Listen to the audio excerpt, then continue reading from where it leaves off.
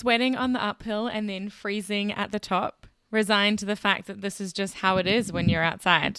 High output adventures can be a constant juggle between too hot and too cold. While we don't have all the answers, maybe what we've learnt in our years in the backcountry might just help you too. Welcome to Weatherproof. We are your hosts, Hannah and Claudia. Join us as we talk about the raw, real, and relatable elements of outdoor adventure. Before we get into that, we'd like to ask you to join our email list at weatherproofpodcast.com and to hit that follow button wherever you listen to podcasts. If you're watching us on YouTube, hit that like button and subscribe. We are recording on the unceded territory of the Squamish and Lil'wat nations. We acknowledge and honour the stewards of this land on which we live, work, and play. Okay, so particularly in the outdoor recreation field, we hear so much about layering systems. And the layering system essentially refers to the layers of clothing that you're wearing. I think one of the biggest things for me when I think about clothing and layering systems is that there's so much information out there about how to dress and what to wear. And that stuff is easily found on the internet. We're not reinventing the wheel. However, I think so much suffering happens for a couple big reasons. We don't want to go to the effort of doing the thing that we need to do in order to be more comfortable. And so we're in this weird way willingly contributing to our own suffering. And I get frustrated when people kind of shrug their shoulders and they're like, "Oh yeah, no, that's just what it means to be recreating in the outdoors. That suffering is just part of the package." And I'm like, no, it doesn't have to be. It's recognizing what does and doesn't work for you, having the right clothing, and then wearing it accordingly. So I think my big intention in this episode is to just make sure that people recognize that we can alleviate a lot of our own suffering based on the layering systems that we adopt and then the way that we use them when we're in the field. And between people, those systems are so different because everyone runs at a totally different temperature. I have a super narrow thermostat. I get hot super easily when I'm moving. As soon as I start hiking uphill, like I start to warm up pretty quickly, and then I get so cold when I get to the top and it's windy and I'm a bit sweaty and I cool down really quickly. So for me, I know that my system has to be quick and easy to put on and off. Otherwise, I'm just faffing around all the time, taking layers on and off because I'm cold and I put it on and then 5 minutes later I'm hot and I want to take it off and then it gets a bit windy and I want to put it back on again and then I get hot so I take it off and then it's raining so I put it back on. So I know for me I need stuff that's super accessible, easy to put on and off, that I don't have to faff around with too much because my thermostat's just so narrow. Yeah. So Hannah, you're bringing up a couple really important concepts here. One is that the reason we adopt a layering system is so that you can really easily customize what you're wearing and how much you're wearing based on your change in activity levels. During high output, high exertion periods of activity, we're going to delayer as much as the elements and our physical exertion allows. And then when we get into periods of rest, whether that's just a quick water break or a lunch break, or maybe we get into camp and we're starting to set up for the night, we're going to start adding those layers back on to trap the heat that we've generated through travel or movement so that we can keep it insulated and we can stay warm as we head into our period of inactivity.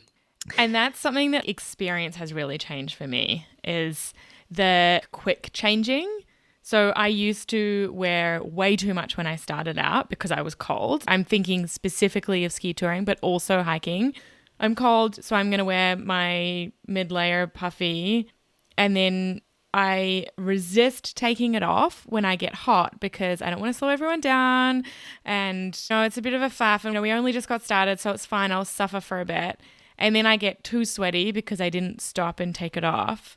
And then getting to the top, I'm the same. We stop for a snack break and I won't put my layers back on because, again, I don't want to slow everyone down. It's just a faff. I'll be fine. And then I get really cold and then I find it really hard to warm up.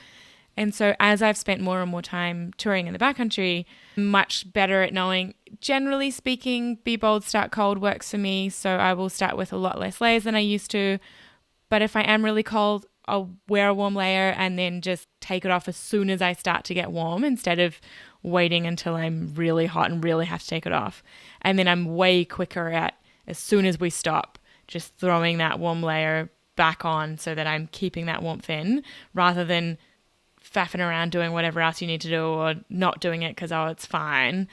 Just that knowing now how my body works and how I feel the best, just quicker decisions. I guess it's anticipating how I'm going to feel in 5 minutes instead of waiting until I feel that way and then, well, it's too late, I'm freezing. Yeah, this idea that it's not enough to have the right clothing and the right layering systems in place. You also have to actually use them.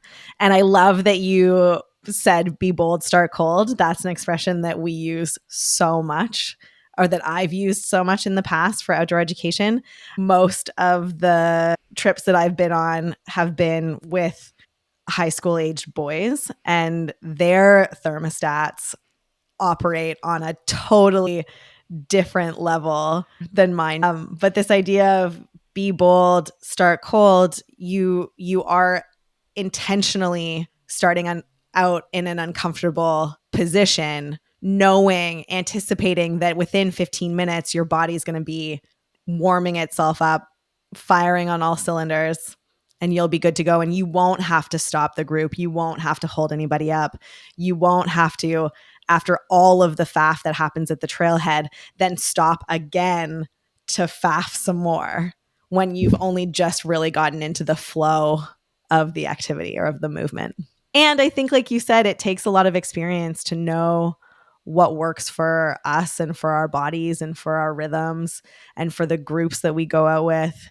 It's all about listening to our bodies, making choices, recognizing when we've made the wrong choice and course correcting, and then consolidating that learning for the next time. And it's useful too, as you get more experience and spend a bit more time out there, is just like changing it up, trying different things. Everyone kind of talks about hard shells, and that's what a lot of people use for ski touring. But one thing that I added to my touring kit a little while ago was a soft shell, and it's changed the game for me. It feels stupid to have two jackets, and I probably don't always need to, but for me it's like, I don't know, peace of mind knowing that I've got a full waterproof jacket in there. But my soft shell, wearing that on the way up when it's lightly snowing or a little bit windy, has just made the biggest difference, because my soft shell is obviously so much more breathable than my hardshell jacket. So I'm not getting as hot and sweaty, but I just have that extra layer, because I used to get stuck between wearing my puffy or my hardshell and being too hot, or just being in my base layer and being too cold. Challenging my thinking on like, oh, that feels unnecessary. I already have something that kind of fulfills that purpose, and just committing to taking the extra jacket. And I played around with it once and was like, oh, this is a game changer for me. I find soft shells the best for is tree bombs. Like when you don't want your hard shell on because it's not actually snowing, but then every now and again you get snow dumped on your head from a tree and you're just in your base layer and it gets wet, and that sucks. Yeah. Yeah. And your soft shell can be a layer that you sacrifice if it gets totally soaking wet. It's not kind of an essential piece. Yeah, totally. And that's where I can see the minimalist side of you being like, oh, well, this soft shell is kind of this weird hybrid between my insulating layer and my waterproofing layer. And like, if I'm looking to shed weight, like that's probably the first thing that's going to go.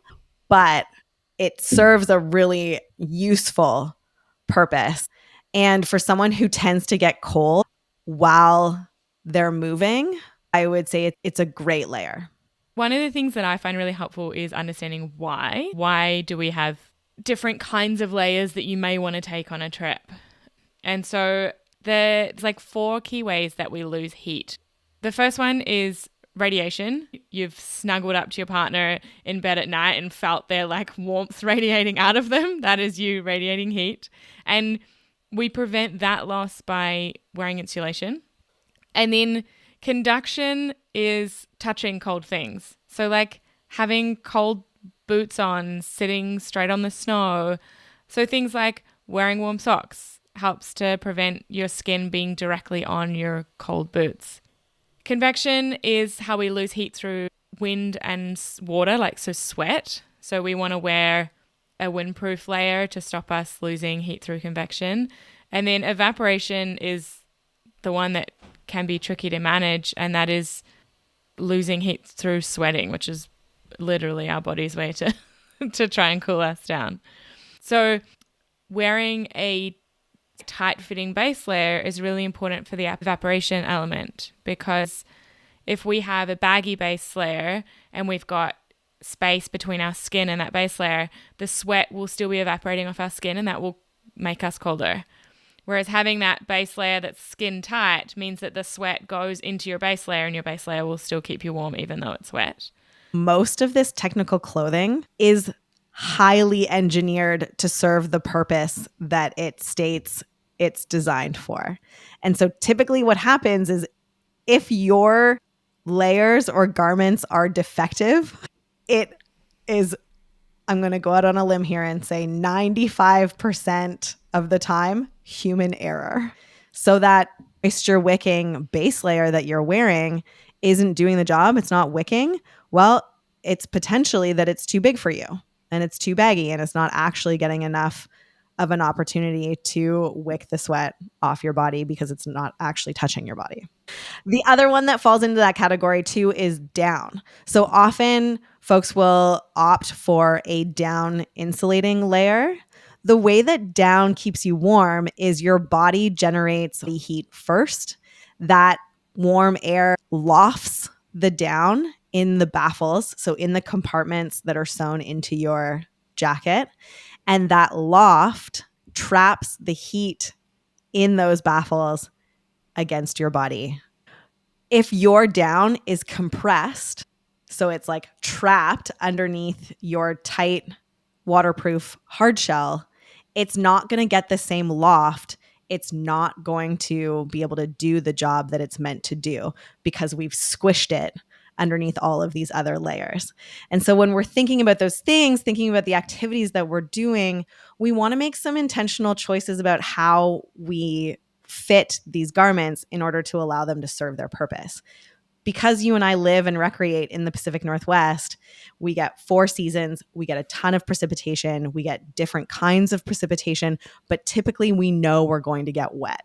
So thinking about maybe buying a outer hard shell that's got a little bit more room to it so that we can fit our down underneath it, knowing that we want to optimize that opportunity for loft in our down jackets, that might be something we decide to do. My Belay jacket. So like my big down puffy that definitely cannot fit under my hard shell.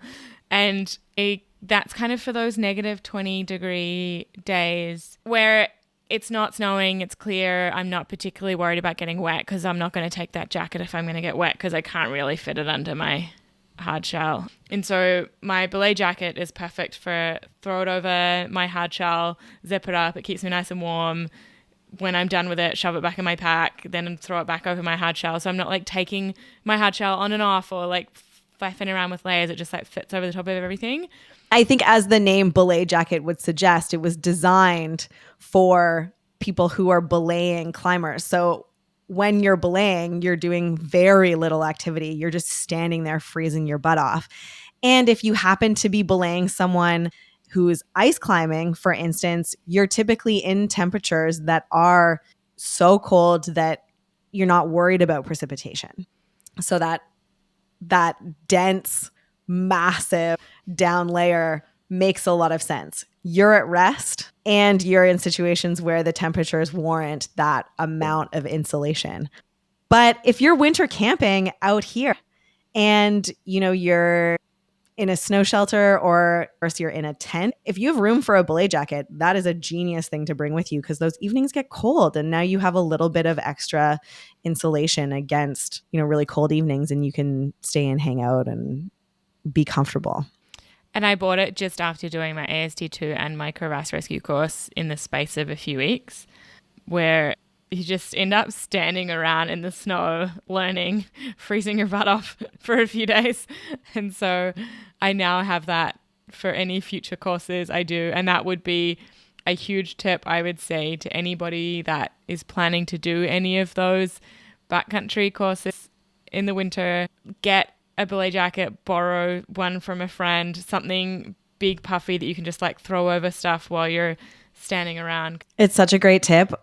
As an outdoor educator, there have been lots of winter programs that I've been on where I've brought my full length down parka. Like it's essentially a sleeping bag. And I always used to overestimate how much activity I was doing while I was teaching. And it only took one really terribly cold, terribly uncomfortable trip in guiding capacity to change my mind and start making space for those kinds of major layers. Because when you are standing around facilitating things, when you're not the one doing the learning, when you're not the one doing the activity, it can get really cold really quick. And then all sorts of issues arise, right? You're not as patient. You're not as stoked. Your hands and your feet stop moving. And so thinking those things through and making those decisions accordingly really is going to help us stave off some of that unnecessary suffering. We're kind of going outside in, which is awesome. I love it because typically we talk about base layers and work our way outward. But we've talked about belay jacket. We've talked about hard shells. We've talked about soft shells. What do you wear next? Like what's in your kit? I have a synthetic puffy. It's old and it still does the job. It's got the like polar fleece under the arms. So it's pretty good for output. Like I can wear it while I'm hiking, whereas like my puffy belay jacket, I can't wear it for walking more than about 5 steps before I get too hot. And that's generally what I use as my mid layer. I do have a fleece, but my fleece is way too bulky to really fit in any kind of backpack that I'm taking into the backcountry. But that is something that I am going to get this year because fleeces can be really good for high output activity. Yeah. They have a little bit more of a like wicking nature, like moisture management. And they're so breathable, right? Like that is Yeah. fleece's number one asset is it's so breathable. And you can get different kinds of material in fleece. Some fleece is more close knit, so it's got a little bit more of that wind resistance. Some of it's like way more open knit. So I think I'll get a little bit more of like a closer knit fleece for ski touring this year. The recommendation is to get something that's slim fitting if you're using it in higher output because it just means that it manages moisture and all of that stuff a bit better. So that's going to be something that I'm going to try adding to my touring kit and just seeing how playing around with that goes for me. A close fitting fleece is a great option from a layering standpoint because it's super versatile. The thing with insulating mid layers is you can kind of choose between down, synthetic, fleece, merino.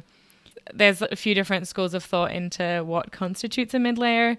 You often have a base layer and then a kind of mid layer, your thicker merino, your thinner fleece, and then a more insulating mid layer would be like your down or your synthetic jackets.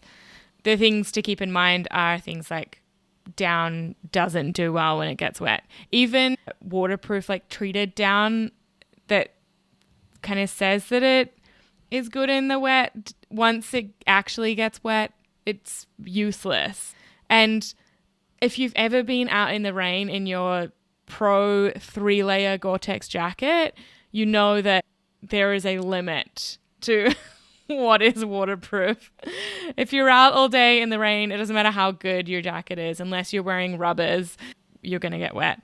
And so in those situations, having down, even if you're wearing it under your great Gore-Tex jacket, it's going to get wet and then it's going to be kind of useless. So keeping in mind what region you're in, what kind of activity you're doing.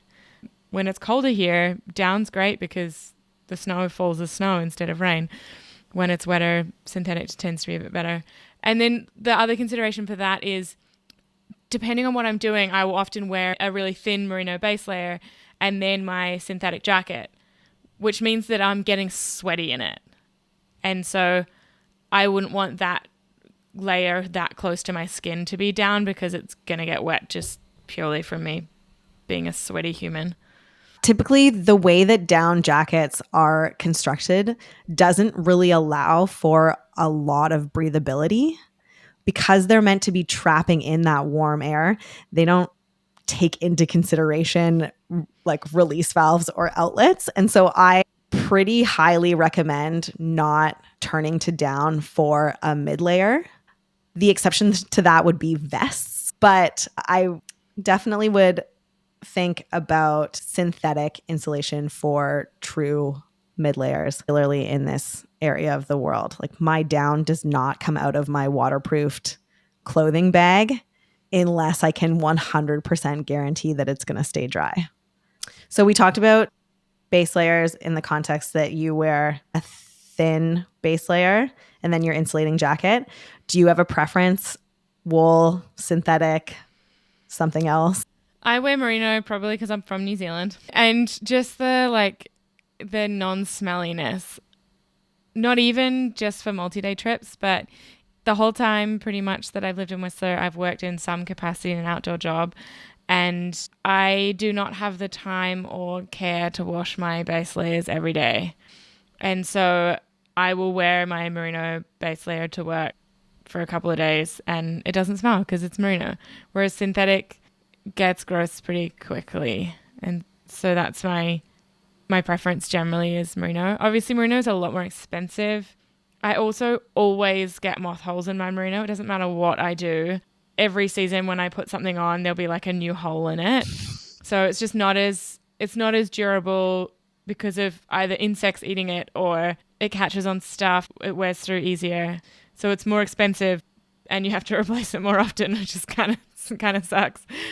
I find merino really nice over whatever range of temperatures. Like I will wear my long sleeve merino in the summer when I'm hiking to protect me from the sun, as well as in the winter when it's freezing cold and I need the warmth.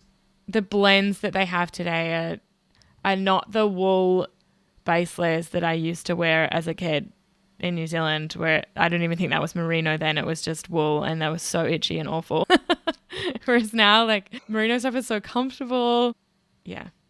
Yeah. I mean, I think about what explorers, like the first explorers and folks who were out putting up first ascents and scoping things out way before, well, modern clothing technology existed. And I just think like they were hardcore. Like the weight and the discomfort and the stiffness. And we've come such a long way in terms of technical clothing that there's no reason for us not to be comfortable. There's no reason for us to not be using this stuff as effectively as we could be because it's so good in comparison to what used to be around.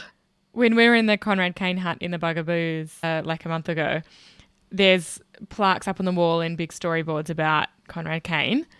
And he was a Swiss guide that came to Canada in his 20s and did a bunch of first ascents and guided trips through New Zealand and Canada. It kind of flipped between the two. And yeah, just even the photos of him and his guests. And we like stress about, or me personally stress about like 100 grams and trying to be lightweight and whatever. And the stuff they carried around, I'm like, gosh, we're so soft. Yeah. Yeah. I always struggle with merino. Like I'm a sweaty, smelly person and I struggle because I want to go the merino route, but I find that the synthetic base layers have better compression.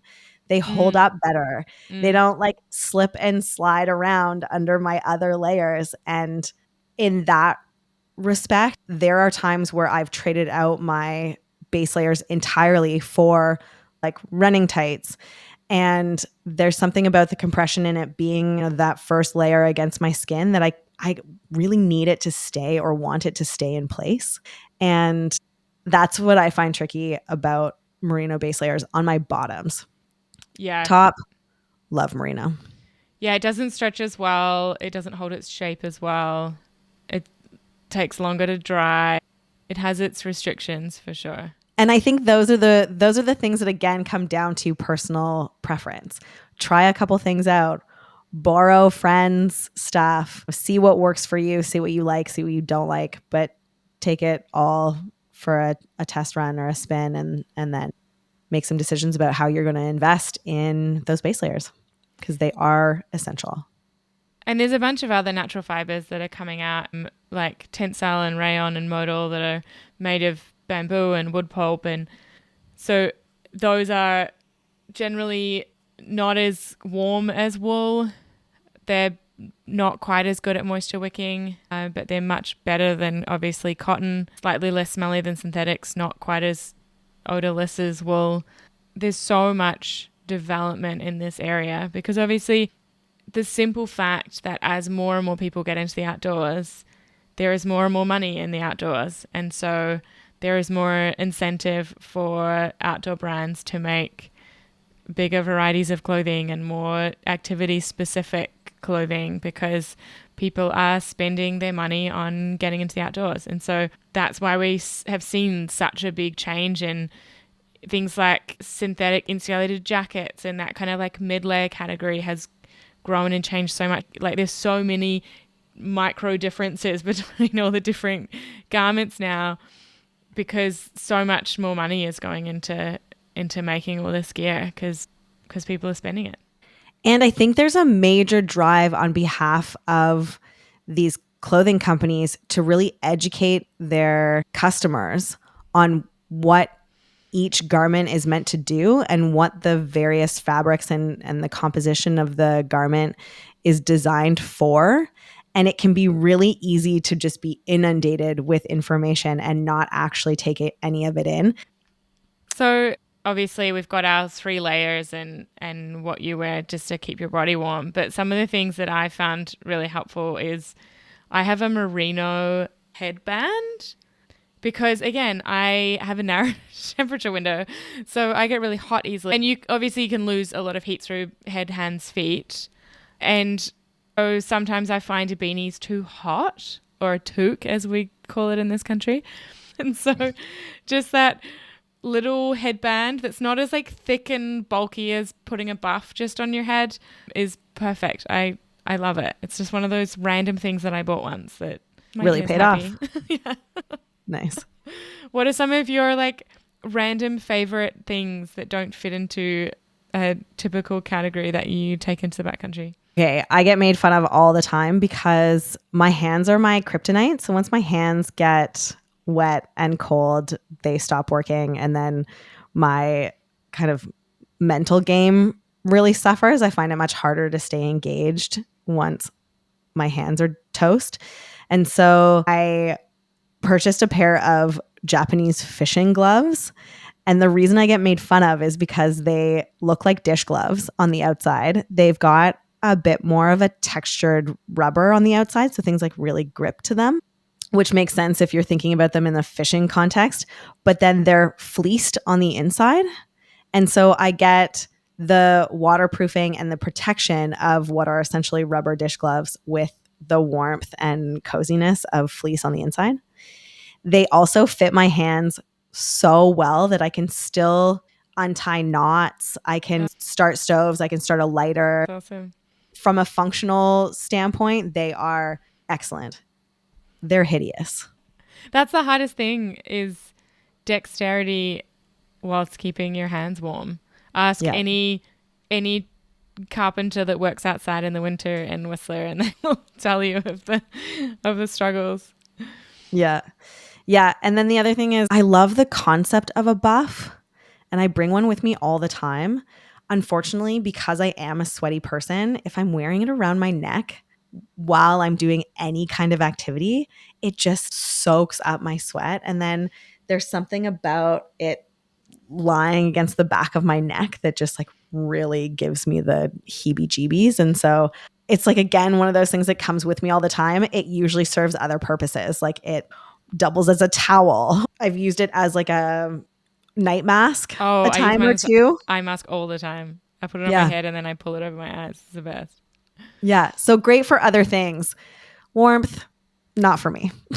And talking about wet things against your neck, what do you do with your hair? Or particularly snowy days where like obviously if it's raining, you've got your hardshell on and your hood up and you're probably keeping it dry that way. But on days when it's like a bit snowy, so you're not necessarily totally covered, what are you doing with your hair? Yeah, hair management is a tricky one for me because my hair tends to be quite wild and I don't love shoving it in to places, like especially if you're doing anything that involves exertion. Like my zips are undone, it's kind of wild, it's everywhere, it's in a side pony like it is at the moment. It's hard to manage, but I find that it's one of those things, if my hair gets wet or my head gets wet, it can really sap heat from my body quickly. And it's one of those things that I really try to manage, even though I don't love it. If I can tuck it under a hood, or if I can convince myself to wear a hat, or I can keep it out of the way and it doesn't get wet, I'm much better off. The really cool thing that I saw on Instagram not long ago was the woman who made Kula cloths, the pea cloths. She's designed and is selling it's a neck gaiter, and it's got 2 holes on either side, like kind of by your clavicles, where you can pull braids out, or there's 1 hole in the back where you can pull like a single ponytail out. And it was designed with this idea of hair management in mind. So you don't have to have your hair like sticking up and out of the top of your neck gaiter or shooting out the bottom of your jacket. It can just be organized and lying nicely against you. It's not shoved into the neck gaiter itself. So if that sounds like your jam, go check her out. As much as it makes me feel like I'm a kid back at church, I have embraced braiding my hair for Door Adventure. I cut a like palm size dreadlock out of the back of my hair a couple of years ago when I was guiding in the winter, because I had a full face helmet that I was like lifting up and down 100 times a day, and I have pretty long hair and fine hair and curly hair, and so it just knotted at the back of my head. Oh my God.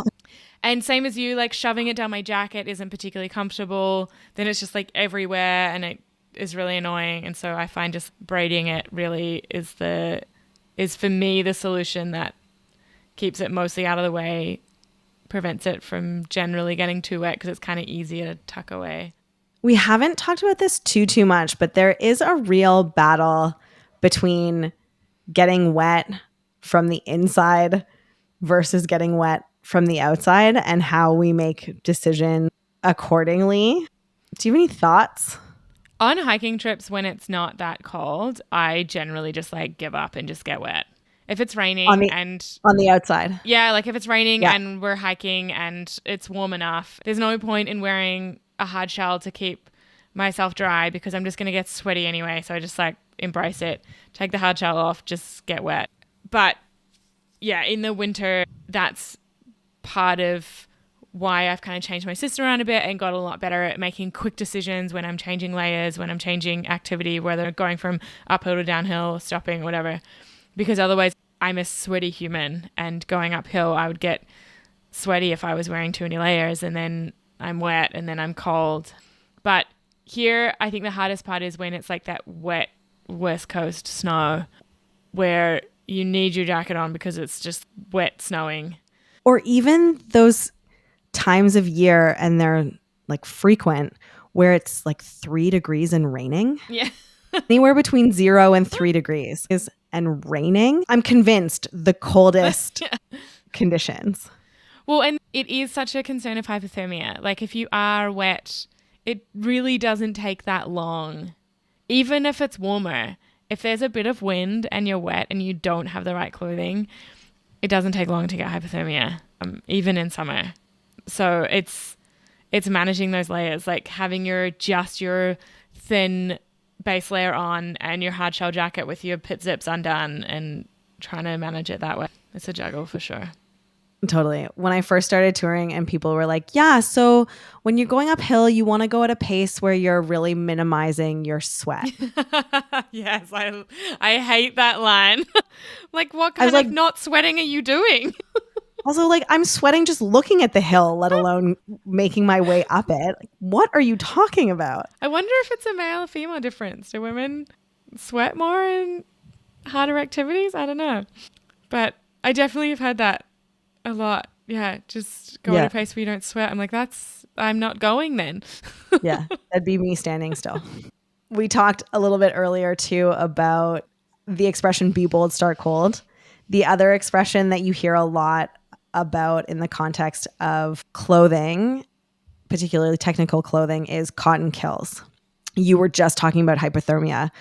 One of the reasons cotton kills is that once it gets wet, it no longer can keep you warm, and it's highly unlikely that it will dry in the field. And so, as we know, when we have wet things against our skin, we tend to get cold. If we remain in that state for long enough, we're essentially inviting hypothermia. And with So, cotton, even if you've got another layer on, like even if you've got cotton against your skin and a puffy jacket, like try it sometime. Wear cotton against your skin and go for a run and wear an insulated jacket over the top and you will be cold. in relation to cotton, the thing I see the most in the field with students is cotton socks. Yeah. And then their feet get wet or their boots get wet, and then they wonder why their feet are so cold. Unfortunately, cotton is what we call a warm hand material.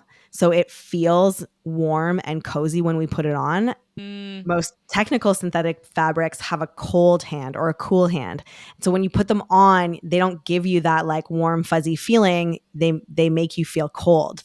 That shiny, cold, slick or slippery Yeah, it's kind so of true. feel. Yeah. So people want to wear cotton because it's warm and cozy. It just doesn't have the technical capabilities to keep you warm when it gets wet. The other thing I wanted to talk about, and you touched on this earlier, Hannah, was the environmental and the ethical considerations that go into what we choose to buy. And you mentioned fleece. Fleece is a great one because these days, almost everybody is using recycled plastic bottles to make their fleece. So there's a really kind of nice opportunity to recycle in that sense. But thinking about ways that, especially if you're still growing or your kids are still growing, we can access the secondhand market. There's so much out there that still has a lot of life to live in the field. And when we know it's just going to get wet and torn and stretched and smelly, I think there's such a strong argument for that secondhand market. And the other thing with environmental or particularly ethical considerations is your wool and your down. I want to premise that by saying that comes with a lot of privilege, like being able to choose what gear you want to buy. Often the cheaper stuff is just not going to be like ethical treatment of animals. And if that's what you can afford and what you need to get out there, like, I don't know how to say this appropriately, but like do it. It just comes down to your priorities, right? We talk about this all the time. Is like you need to do what works for you, and Totally. depending on what you prioritize, those are going to be decisions that you make. But if you can, definitely look into where your wool and your down is coming from. There are some awful practices out there for both natural fibers. So just do your research because voting with money works. Buy from the companies that are treating their animals ethically in the making of our adventure garments. One of the other tips I came across in my time in guiding was this idea of sacred dries. And sacred dries are a full set of base layers, top and bottom, an extra pair of socks, an extra toque, and they are kept in a waterproofed bag. My sacred dries live in a garbage bag lined stuff sack, and they go to the bottom of my pack. And the reason they're called sacred dries is because ideally they remain in that stuff sack at the bottom of my bag the entire trip and they never get touched. The only reason I would ever turn to my sacred dries would be if I was in a situation where we were worried about hypothermia, we were cold and we were all wet and we were seriously concerned about hypothermia. Then I would haul them out. They're kind of like the last resort full set of dry clothing. And are these, you're taking them on day trips as well as multi-days, or are you talking more just about multi-days?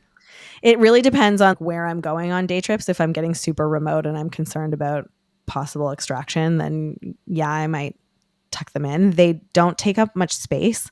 And my sacred dries are wool, knowing that I could throw them on and then put wet insulating layers on top and they would still do the trick. But typically they are a multi-day overnight expedition packing item. And they came from my time paddling.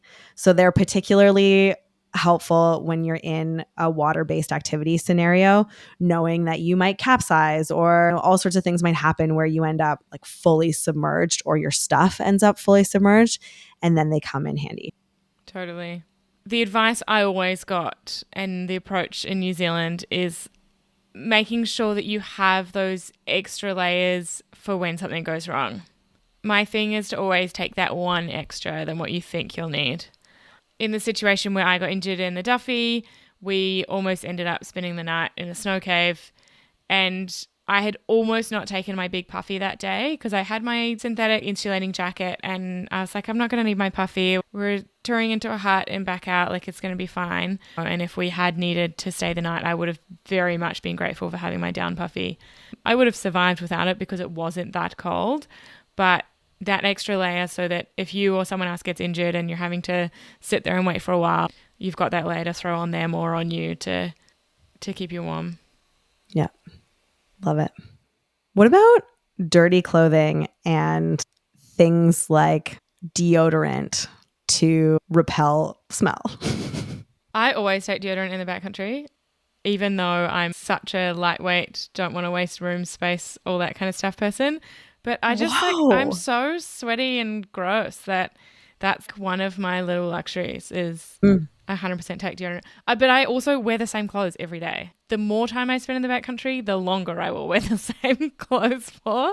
I used to kind of, if it was more than a couple of days, I'd take a change or whatever. And now it's like, I'll wear the same shirt every day. It's fine. And then I just have a different set for going to bed. But yeah, I'll wear the same stuff every day. Yeah, awesome. I also tend to wear the same stuff. I don't bring deodorant, but I do bring baby wipes or like a quick dry towel. And then I'm always kind of like washing up before I go to bed. I don't bring baby wipes. But something I learned from a client recently who works at a university and runs one of the science departments, and the students do a bunch of studies every year. And one of the students did a study on whether washing is better than like baby wipes, basically. Oh, yeah. And this was in a hospital setting. What kills more bacteria and what is like cleaner, washing patients or with soap and water or using wipes? And wipes were actually better. So I was like, maybe I will start taking wipes into the backcountry because I've always thought that were just kind of a waste. But yeah, wipes actually apparently get you cleaner than soap and water in that specific scenario. Like we're talking about patients in bed here. We're not talking about, having a proper shower. I'll always have a proper shower over baby wipes, but they do work. Interesting. I love hearing about what works for folks and what they love and how they've come to those conclusions. So awesome. Well, that's it, folks. Thank you for listening. We hope it was time well spent. We would love to hear your thoughts on today's episode and all of your adventure stories. Message us at Weatherproof Podcast on Instagram. And if you enjoyed today's episode, please share it with a friend and follow the show wherever you listen to your podcasts or now on YouTube. Happy adventuring.